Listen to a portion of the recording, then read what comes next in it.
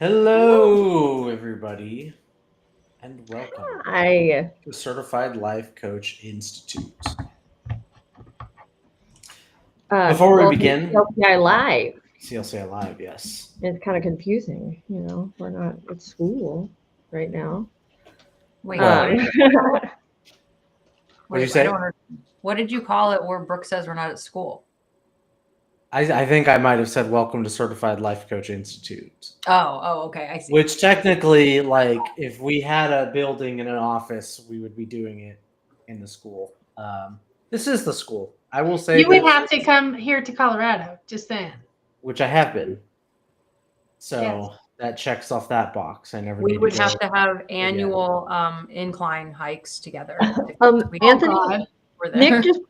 Nick, my cat just brought a bag of treats into the front room.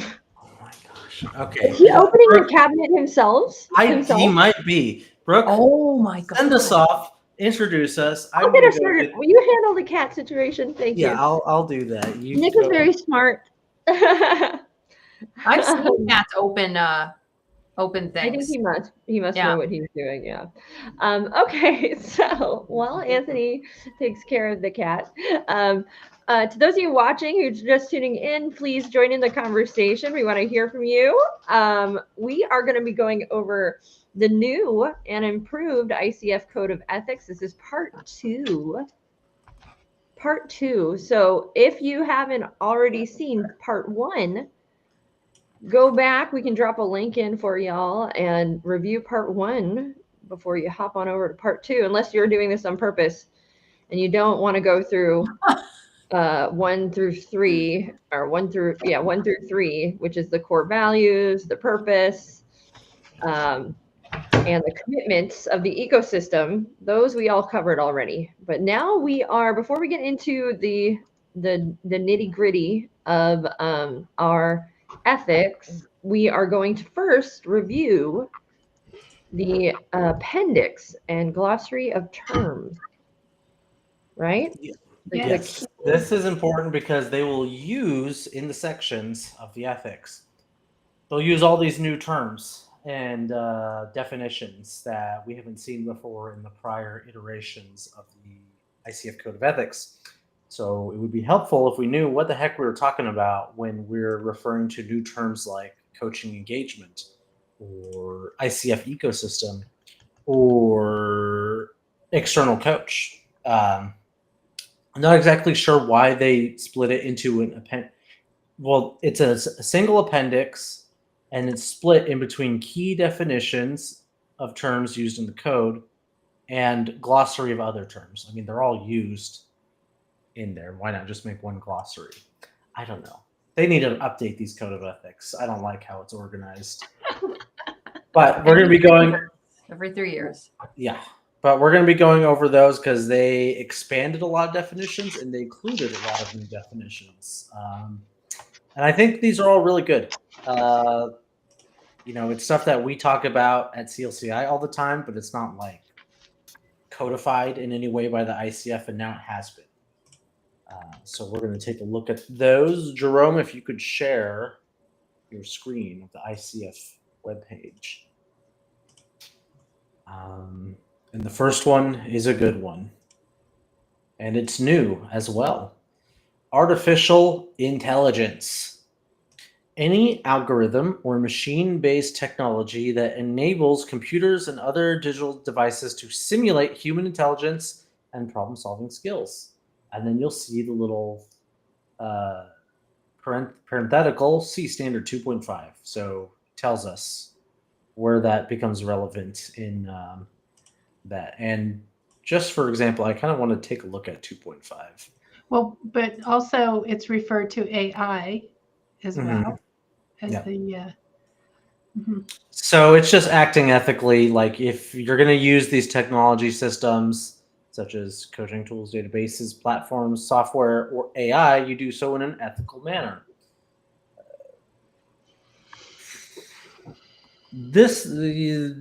What's an ethical manner of using artificial intelligence? Do we know? Do we have any thoughts on that? Because some people say any use of I AI mean, is I think that unethical. you should, if you're using artificial intelligence, you should disclose that you are using artificial intelligence. So let's say you have a bot on your site that answers questions for your clients, if they have them, or potential clients. Or let's say you have automated, text responses or something like that. I think all of that should be disclosed. I have been on other, like, they weren't officially coaching websites, right? But where I entered in a program essentially or something like that. Or I was shopping around for a program and they were like, oh, you get your own coach. And come to find out that coach was an AI bot and not a real person.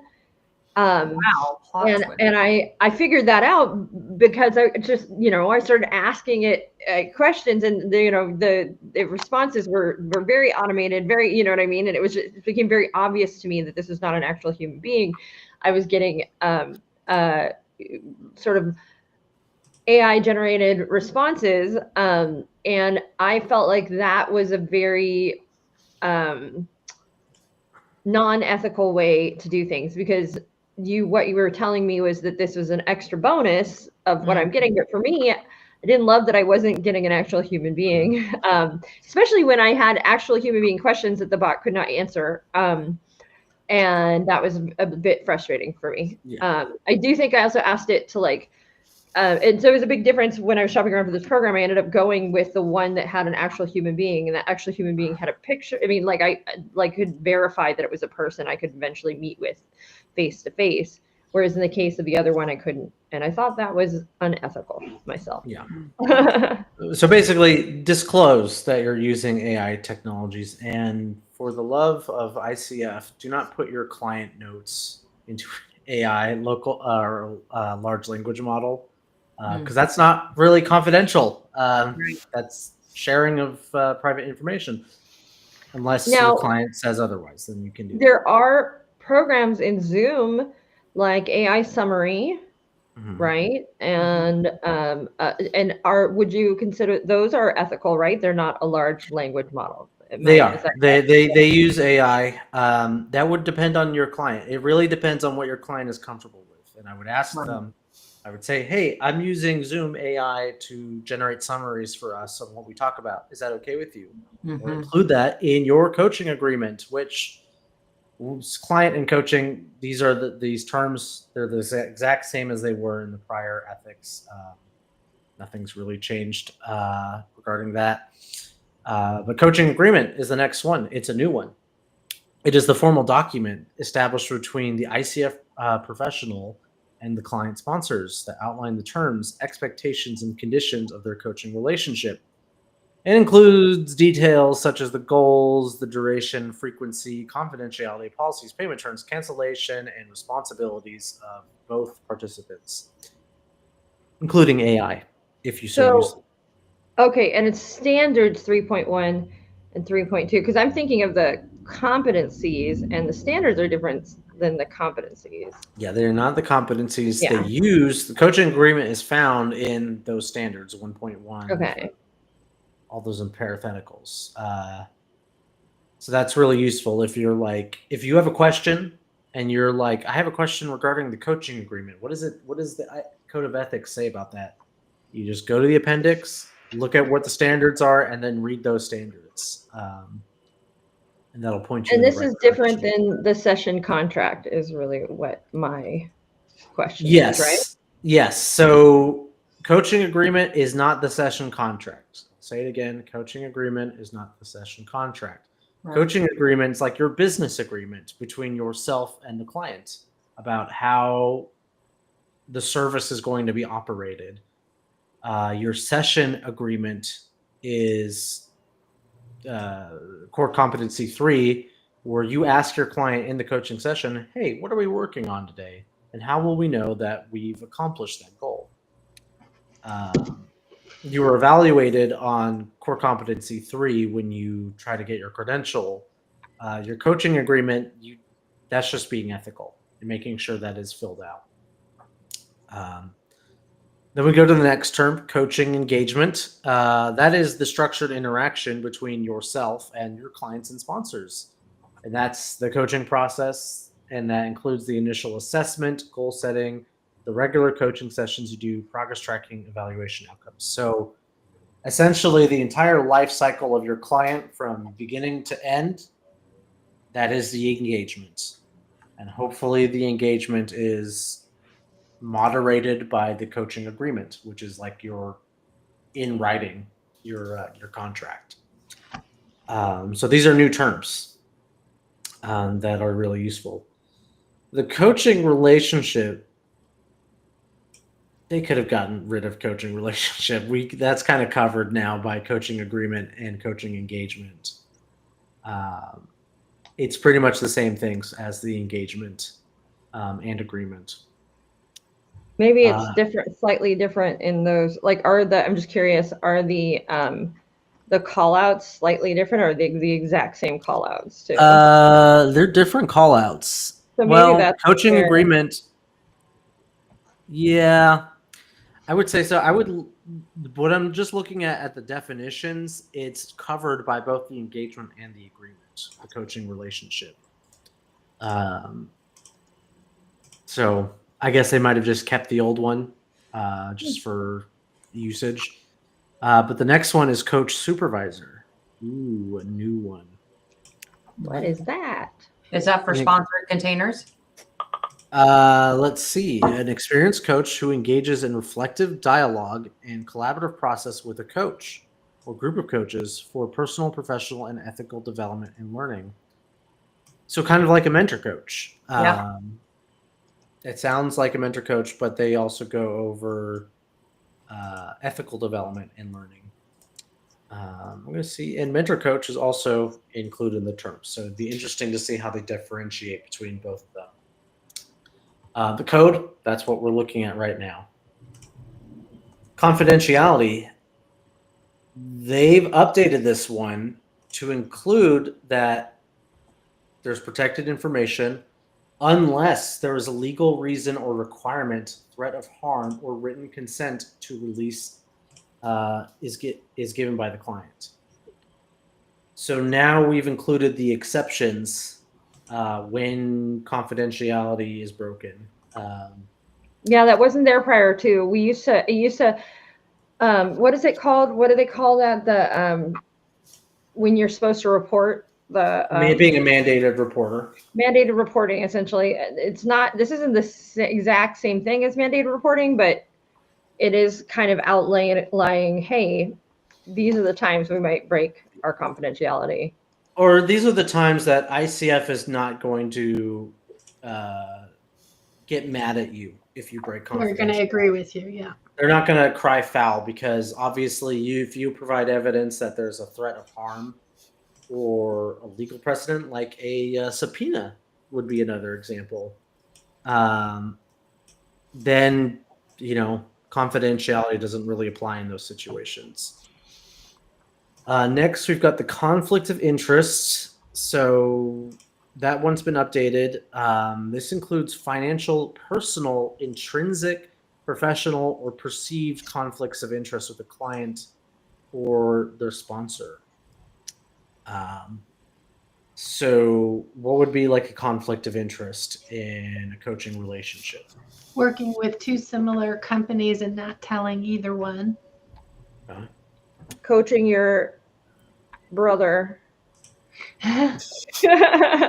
Coaching your boss. Your boss. Coaching your. There's lots of. Or maybe being the boss and coaching your employees. Which is interesting because I think that it's great for a boss to have coaching skills and they probably should coach, but I guess the difference being that it's like one's a formal coaching space and one isn't. What this probably means is that if you work for a company that doesn't have anything to do with coaching, but then your boss as a side gig has their own coaching business and then they make you pay them for their coaching my God. related to their work. That is an obvious conflict of interest. No, there are more subtle ones that come up. Like if I am a coach and I'm coaching my client, and my client has a boyfriend or a husband, and they're like, man, my significant other would really benefit from coaching with you. And you're coaching in these spaces of like maybe you're coaching about relationships, you're coaching about things like that, and their relationship with their husband, and they were like, man, it would be so good if they could get it and get coached by you. But that's a conflict of interest. Like, you might be able to do some very great good, but unless it's couples coaching and it's supposed to be that way, it's that it should really be that husband or significant other person finds their own coach that is not you. Yeah. Right? They should be a relationship coach, like where they're both the clients and they both have common goals they want to work towards that they've agreed upon, not separate goals, and then you're pitting them against each other, which could be fun. I could imagine that would be fun for the coach to observe and mess with them, but it's unethical. Don't do that.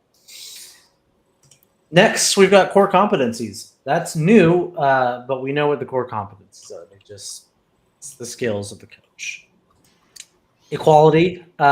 We can gloss over this one because that's included in D, E, and I, and B later down. They just decided to include it again for whatever reason. ICF, accredited coaching education. Ooh, that one's important, and it's new. It's a program like ours, offered by an educational institution that has gone through rigorous review process by the ICF and demonstrates that its curriculum is aligned with ICF, definitions, core competencies, and ethics. So, if you are comparing schools, I always tell people, ask how many ICF accredited coaching education hours you are receiving. If they are not ICF accredited coaching education, then you're on your own. You gotta, it's hit and miss out there. I can't really speak because there's so many different non-ICF accredited schools, but yeah, and you can't compare them because it's apples to oranges. You have no idea what you're comparing it to when it's not accredited. Yeah. So everyone in the ICF ecosystem that is a school is pretty much considered ICF coaching education. Then we get ICF credential, which is, I want to mention, it's paired with ICF certification or ICF certified. They've wanted to combine both terms into one. But it's a professional certification indicating that a person has met specific standards and requirements. That's essentially your ACC, PCC, and MCC. So if you say you have an ICF credential, that's the thing that you have. You don't have just your education. Or if you say an ICF certificate, that ICF credential, they're the same thing. Yeah. That's different than training. Yes. You can use ICF certificate, ICF credential interchangeably. However, at CLCI, I will always call it an ICF credential. Just keeps it clean. Yep. Yeah. Keeps it neat and clean. Because we're Certified Life Coach Institute, and we offer Certified Life Coach certifications, which are different, but they build towards a credential. That's the benefit. The ICF ecosystem is new. We've already covered ICF ecosystem in our first part of the video. That's just every sub-organization of the ICF. One big happy ecosystem. Even if you're volunteering. Even if you're volunteering, which also, if you're an ICF professional, which is the next one, they've updated it to if you're a board member, if you're a volunteer or a leader, you're an ICF professional. You don't have to just be a member and or credential holder at that point. ICF staff are the people who are employed or contracted by the ICF. We are not ICF staff, are we? No. And we never will be.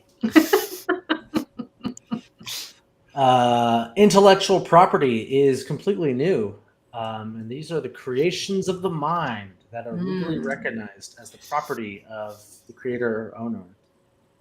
So, for example, master certified. I'm not going to say who we had this little spat with, but master certified life coach is the intellectual property of Lisa Fink. And no one else is allowed to use that or certified life coach for that matter. It's trademarked, correct? So don't be calling yourselves that unless you went to our school. And then Lisa gives you the exclusive use or right to use that term. Technically, yes, we are the only ones allowed to use certified life coach, but we are nice. We are nice. We don't get on until we aren't. Until you start making merchandise with our logo on it, then you get me to send you DMCA takedowns, and I'm not nice about that. There's actually a big name coach that uses master certified life coach as her title. Lisa, you should sue her. Gotcha. I think we would Jen, just how about you? I think you first just send a letter like saying cease and desist before you just do it. That's the DMCA. No, I think we go straight to suing. Lisa, how about you or Jen? Tell us the name of who it is, and we'll do it. No, don't tell It's basically like Voldemort of life coaches as a woman, right? Oh, Because God. we have the man version and then we have the woman version. So Gotcha. Okay. that should explain it. We'll keep that in mind. We'll do a live on me doing a DMCA takedown and show you guys. Next, we're getting off topic, but back on topic, legal. It's the compliance with the laws of the country where the coach practices. Not every country views coaching the same, and they don't view the intellectual property or confidentiality or sharing of client information the same. So how you store and how you keep records is completely different in whatever country or state you're in. So always refer to local laws. That takes precedent over the ICF Code of Ethics. Mentor coach is also new.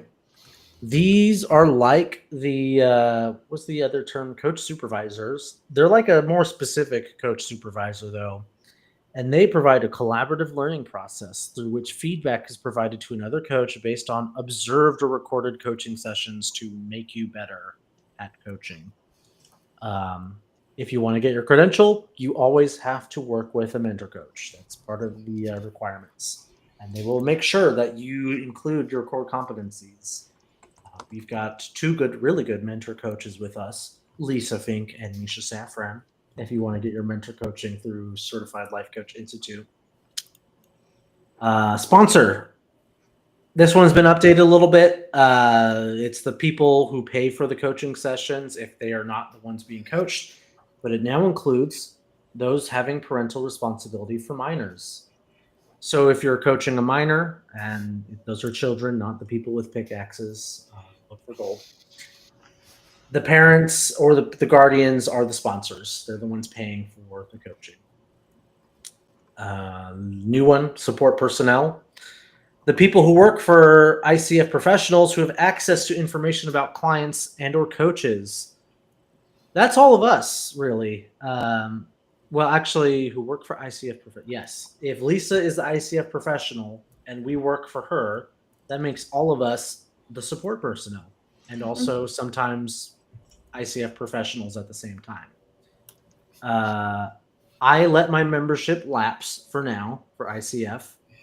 So I am not an ICF professional, but I am a support personnel, which means I still have to take care of the information about clients and coaches. And Lisa has to make sure that I'm also abiding by those ethical standards as well, whether or not I'm an ICF member. Systemic equality, that's still the same, and it will still be covered in D, E, and I, and B, so we'll just skip over that. Systemic oppression, that one is new, and it's not in D, E, and I, and B. This one, the current federal government of the United States will probably not be happy that this is in here, but it's systemic racism, colorism, sexism, and other forms of systemic inequality that are embedded in the, I'm just going to say, the culture of communities, organizations, professional associations, nations, and all that jazz. How would this show up in our coaching, though? I am aware as a coach that there is systemic oppression involved. Why am I mindful of this, though, with my clients? Well, probably on multiple levels, but the language you use is probably important to recognize how you speak to someone. I mean, how many times we just all had holidays, perhaps we got together with family, and sometimes the way family talks, you just roll those eyes. But we have to be very conscientious of how we use words because they matter. Is that, and that's, oh yeah, go on, Brooke. Well, I think that we have to, as human beings, understand that our experience is not always the same as another human being's experience. And so while we might be able to sit here, you know, and for me as Brooke Walters has a very different experience of reaching my goals than somebody who is completely different. And there might be a whole other additional, you know, obstacles for them to get past and get through that may not exist in my world because of systemic racism, sexism, colorism, those things. And we can't, as coaches, forget that or just not appreciate that that exists and that is true. I also think it is important to understand, it's one of the things that a lot of coaches that have come through our program will say. I mean, we've had coaches that go, okay, well, how do I help people who can't afford that high ticket life coach cost, right? That more expensive. I still think those people need help, and those people need, you know, and a lot of those folks are coming from places where they have experienced systemic oppression, and there's a coach that's coming through and wanting to help those people, and those people haven't gotten to where they want to be, need to be yet, and that coach still wants to help that person. And so like building out opportunity to do that, I think it becomes very important as a coach for us. You know, I think there is some ethical responsibilities to still be willing to offer to help people, and maybe some people, and may not be every single client, but opening yourself up to the possibility of helping, you know, one or two clients that maybe cannot afford this huge dollar amount per hour. Kind of like the Toms, you know, Tom's shoes. Buy one, they give one shoe free. Kind of concept. Those were ugly shoes. I did never like them. If I was systemically oppressed, maybe I'd want a different shoe. But they're cheap too. They fall apart. They're not good shoes. Don't support them. Buy someone nice shoes. Okay, I like them, so there it is. Yeah, there you go. Lisa finally admits it. She likes Toms. ICF, though, they also help in a way with their scholarship program. They try to support underprivileged or people who have been oppressed through their scholarship program and the schools that participate in it. Like us. ICF Foundation, yep. Yeah, ICF Foundation, which is under the ICF ecosystem. Let's make sure we use our terms correctly. And then we have the glossary of terms, which is completely new. Every single term under here is new. They don't have links to it, but it does show up, and it's something that we got to keep in mind, such as a coaching platform. The coaching platform uses digital technology to enable an integrated and seamless coaching journey between coaches and clients at a large scale. So can we think of a few examples? Numi would be one. It's a coaching platform because it is a directory that coaches can list themselves, and then the clients can find their coaches through there. Zoom. Better could me. Be, yeah. Strawberry.me is one off the top of my head. They provide a way. Better up. There might be more individual ones, but if you use a platform to manage your clients or take payments. That counts as a coaching platform. Next, related to that, is the coaching platform provider, an organization utilizing a coaching platform developed on their own or by a platform developer and branded as their own coaching technology platform. It's kind of the same, very similar. It's the people who build those platforms. Next is the coaching provider, a for-profit or nonprofit organization providing professional coaching services, including but not limited to a corporation, LLC, nonprofit, or partnership.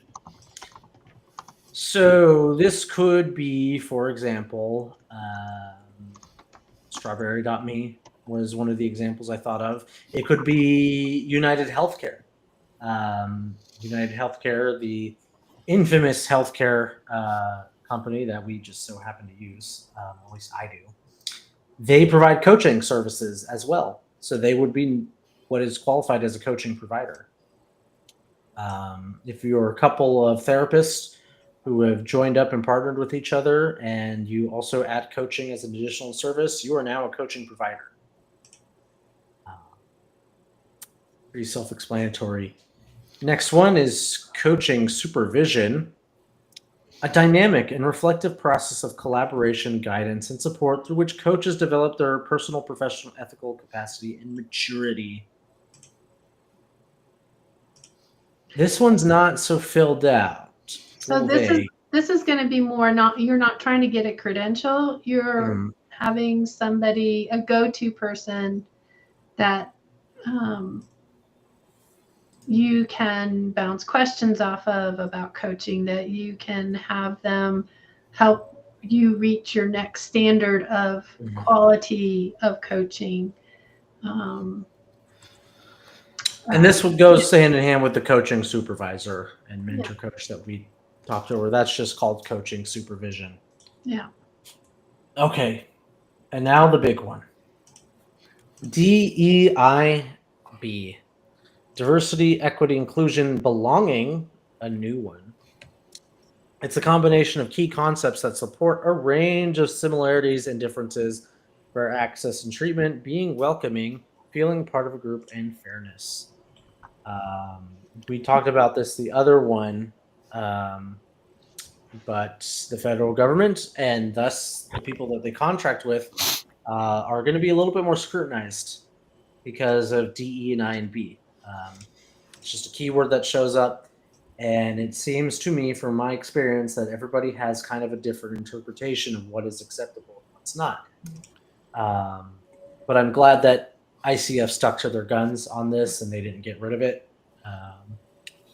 They have defined it for what each of those letters means for us as well. So we have diversity.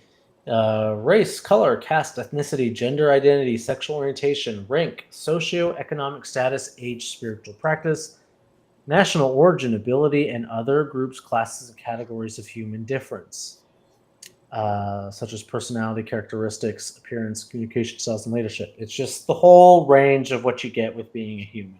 That is diversity, not just a narrow slice of it. What do we do with that diversity? Now we have equity. It's the actions that provide access to resources and opportunities and establish norms, actions, policies, infrastructure, and culture so that everyone can realize their full potential.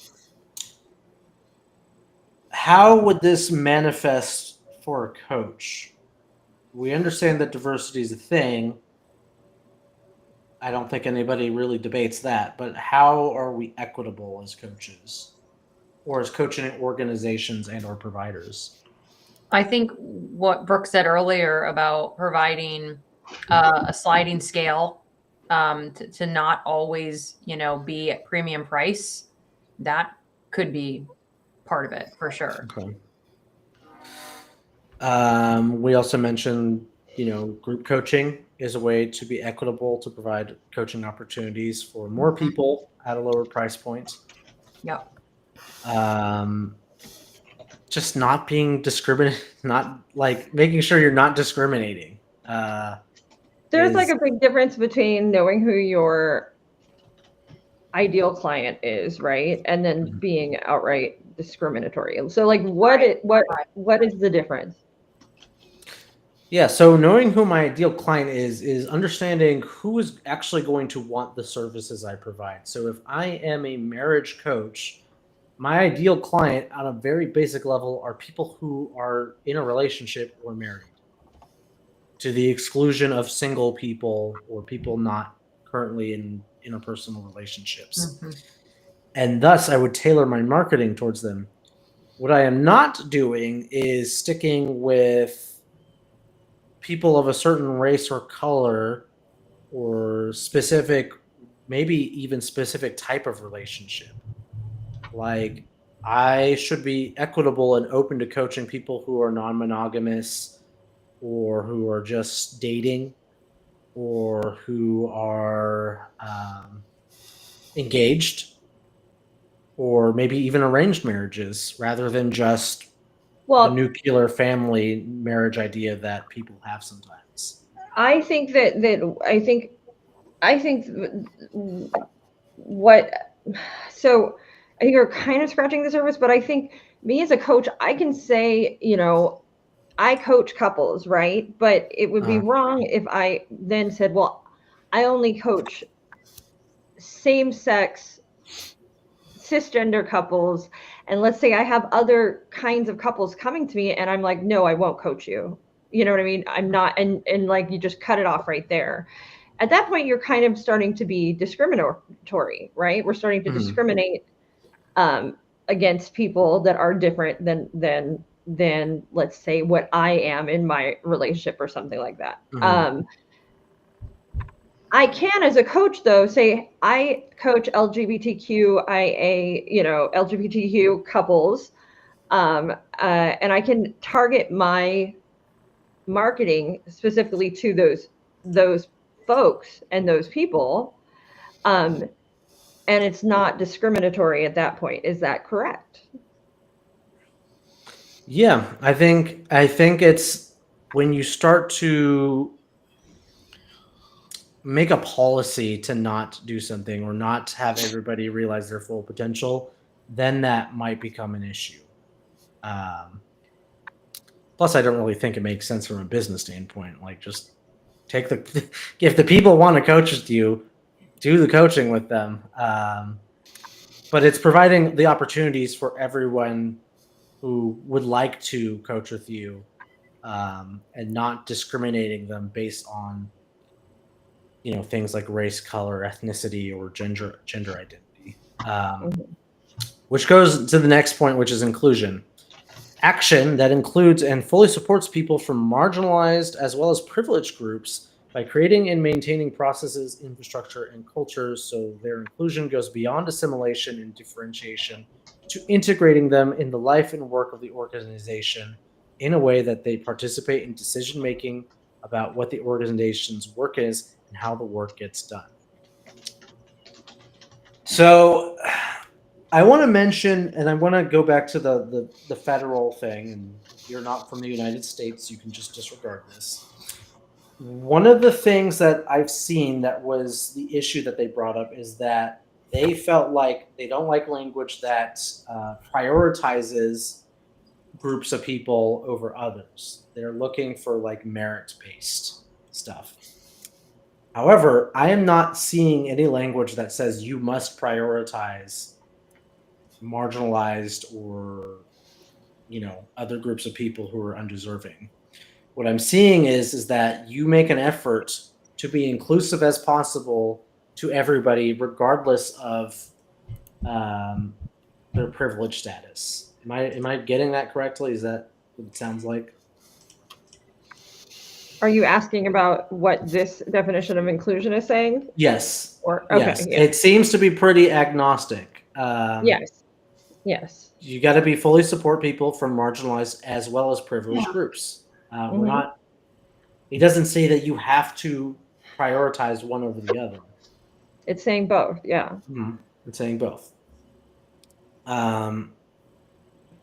So, for example, like if you're in a group of people, let's say you're in a giant group coaching environment, there can be, as a coach, you could scan the group and have all these biases come up and end up going, I'm going to focus this health on this group of people, the group of people that I perceive as people that will be able to pay me for my services, and I'm going to just ignore kind of and shove to the side these other people. But everybody in that room has either has paid to be there or has showed up to be there, right? And it's not for you in that moment as a coach to decide who to focus on based on some perceived something you have going on in your head, and then to ignore another group of people. And that could very easily happen. I could see that happening in a lot of situations where there's a group of people, and as a coach I connect with these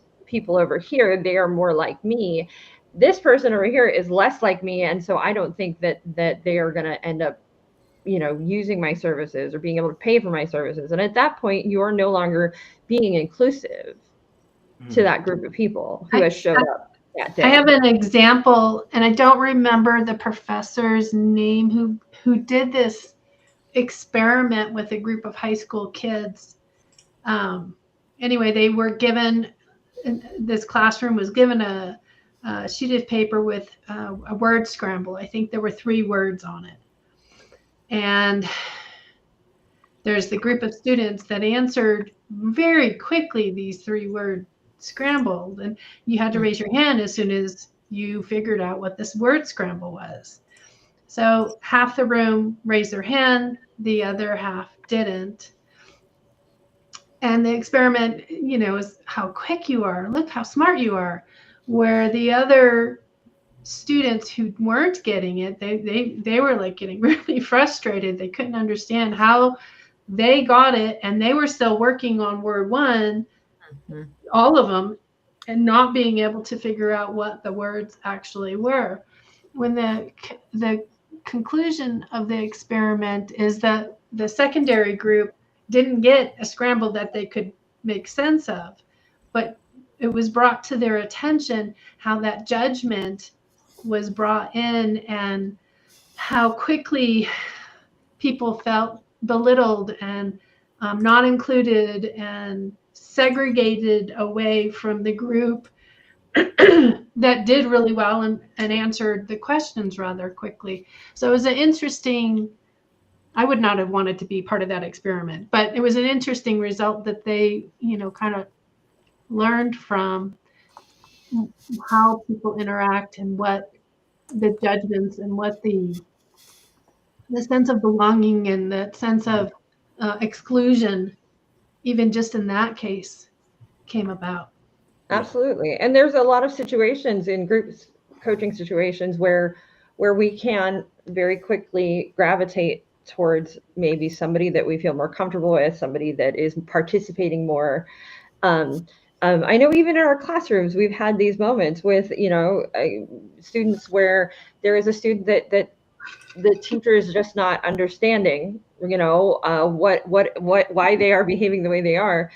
And a lot of times what it takes is a third party to come in and hear that person, hear their needs, and then we're able to find a way for everybody to succeed in that moment, right? So, but it just not all the time do we automatically understand what is going on with another human being. And so we have to be aware of that and be inclusive to everybody, honestly, especially in group coaching situations. Outside which will leapfrog us to belonging, which is the sustained sense of connectedness and involvement with an organization and its work by marginalized and privileged members of the organization, based on their experience that their presence, contributions, and inherent worth are truly valued and affirmed as demonstrated by the ongoing actions of the organization.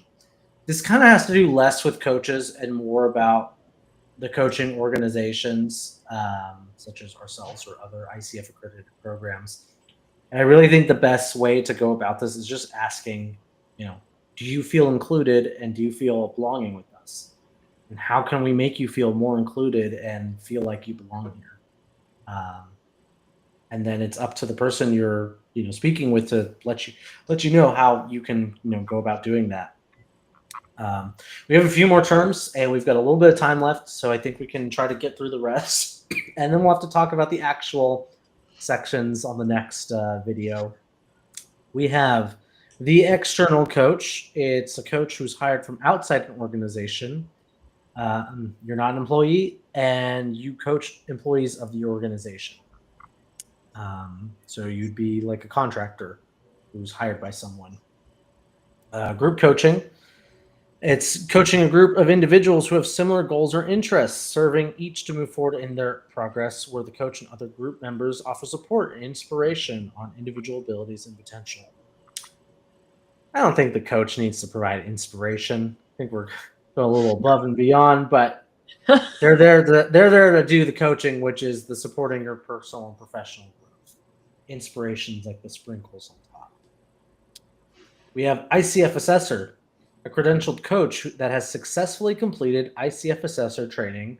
ICF Assessors review and assess the recorded sessions for ACC, PCC, and MCC candidates. Who here is an ICF Assessor? Raise your hand. Lisa. Lisa is the Lisa ICF is. Assessor. And maybe me one day. Maybe Jen one day. Jen, don't say that on here because then we'll get less people wanting to do performance evaluations with us. Just kidding. God, I actually think we would have more people wanting to do them. Thank you very much. Oh no, maybe.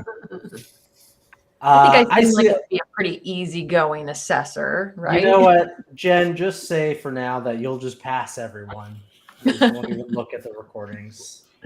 You cannot do that. You cannot do that. No, our ICF assessors are stringent and are diligent in their assessments.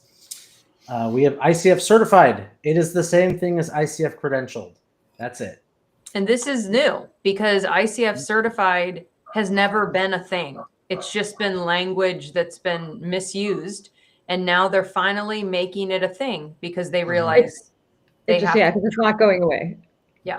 Well, I mean, ACC stands for Associate Certified Coach, not Associate Credential. It's Associate Certified Coach Credential. No, ACC stands for Is it Associate Credentialed Coach. Associate Credential, not certified? Stands for Associate Credentialed Coach. Not so they're certified. just Associate throwing. I thought it, hold Okay. on. We need to confirm PCC that. stands for Professional Credentialed Coach. I thought it was professional certified coach. Oh my goodness! I'm going to look this up right now. We need confirmation right now. We look like fools on here. It's No, associate. this is No, important. ACC. I'm reading this. Associate Certified Coach. Yep. Oh, And if Wow. you tag that with the credential, it's Associate Certified Coach Credential. Mhm. Except certified and credential are the exact same thing, really speaking. so it's like So, ACCC. Yes. I have an ACCC or a PCCC. They're just the same thing, essentially. Internal coach, you're hired by an organization as a part-time or full-time employee within the organization. We have internal coaches with Certified Life Coach Institute because we coach some of the alumni, or we coach each other sometimes. So there are internal coaches. I know Amazon is a company that hires coaches with ACCs and PCCs. There's probably other companies out there, but that's the one that's on the top of my head. And finally, team coaching. Partnering in a co-creative and reflective process with a team and its dynamics and relationships in a way that inspires them to maximize their abilities and potential in order to reach their common purpose and shared goals. This is different from group coaching. Team coaching and group coaching are completely different. Group coaching, you can think of it like an AA meeting for goals. Everybody has their own individual goals, but they share that as a similarity. Whereas team coaching, the team has one unified goal that they're working towards, and you're coaching the members towards that goal that they all share. And that's it. That's all of the glossaries and the glossary terms and appendices. I'm sure that was a riveting read for going over, but they're going to show up all in the ethics. Mhm. Well, all of this is important to go and read in detail for yourself, because when you do take the exam, it's going to be important to know these terms. For These either terms. test. These terms will be included in the exam or whatever situation that they're going to put you in. There probably will be a multiple choice that says that this demonstrates the ICF ecosystem or this demonstrates what group coaching is. Although I did hear on a LinkedIn Live that was done by 2 ICF people that the old code of ethics is still applicable to the current test until further notice. So, yeah, I guess that makes sense because then they would have to redo the entire exam. yeah. Well, not real. Not. I don't think. I think there's just a few things that need to be updated. They would. I don't think have to redo the whole thing. Yeah, there's nothing inherently that different. And if you're able to pass the ACC exam, you're probably still an ethically minded coach. It's not that different, but there are just new terms that we have to contend with now in 2025. How do you all feel about the ethics now? I think they were clear. I like the We haven't inclusion. gone over them, so I don't know. Well, how do you feel? Closer. How do you feel about the code then? The code and its expansions. I think it helps clarify things in ways that we spoke about, like you said earlier, or somebody said earlier. And I think it's just defined better for more clarity. And I think that's always an important piece to have that clarity. Yeah, the clearer the better. I agree. Yeah, there's not a whole lot of room for error when going over the ethics. Right. Yeah. So next week, same time, same place, we'll go over the section 3. Actually, no, it's not called sections. It's called part 4, the actual ethical standards for ICF professionals. And we'll go through them one by one and talk about them a little bit and try to make sure we don't go over the hour. If you want to learn more about glossaries and terms and appendices, be sure to take our Coaching 101 and 102 class. It is full of terms and definitions and more than just definitions. You actually learn how to coach and be a life coach, and you're actually coaching the other students and being coached by them. Anybody want to add anything else? We also have mentoring. We have Mentoring mentoring. is an amazing process where you get feedback on your coaching, where you get your strengths evaluated and your areas of opportunity evaluated, and you work on getting that call for submission and working towards your credential. So We also have a heck of a lot of diversity, equity, inclusion, and belonging. Just going to So mention, if we have you- some of the coolest teachers around. Mm-hmm. it's true. Mm-hmm. So if you want to feel like you belong to an organization that has its best interest for you and will help you every step of the way towards your credential, take our classes. And we will see you guys next week.